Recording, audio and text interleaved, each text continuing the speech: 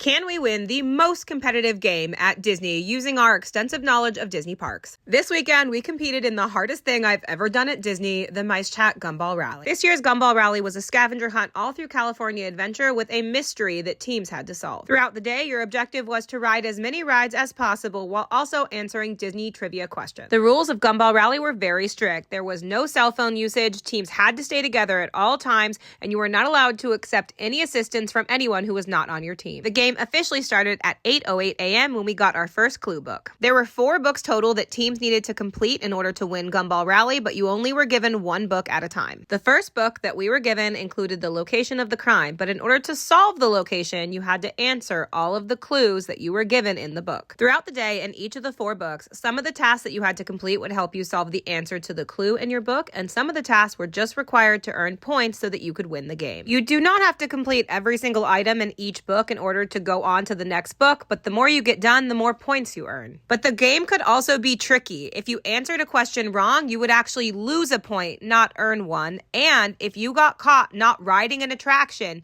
but answering the trivia question, you would be disqualified from the game. Because even if you knew the answer to the question, the point of Gumball Rally is to ride the attractions and find the answers. And sometimes the game would try to trick you, like asking you a trivia question about Grizzly River Run, even though the ride is definitely under refurbishment. So anyone who answered that trivia question would immediately be disqualified because they could not have ridden the ride in order to get the answer. We finished our first book at 9:40 after visiting 12 different locations in California Adventure and confirming that the location of the crime was in Grizzly Peak Airfield. Once our first book was done, we moved on to our second book, which contained clues to find the victim. This second book was very similar to the first book, where we had to run around answering a bunch of clues in different places to try to solve the victim. And then we also needed to ride a bunch of rides and go to a couple of shows in order to answer trivia questions or take photos to earn points. This is where strategy would play a big part in the game because you had to really think about what clues and rides you could accomplish quickly and what rides were next to each other so that you were not running crisscross all over the park trying to solve this book. And this second book was no easy feat. We actually got the main clue wrong in this book. We didn't find that out until later on in the evening, but unfortunately, we did not count the stickers right on Big Al's suitcase, which meant that we did not have the total number correct, and we needed that total number to figure out the victim.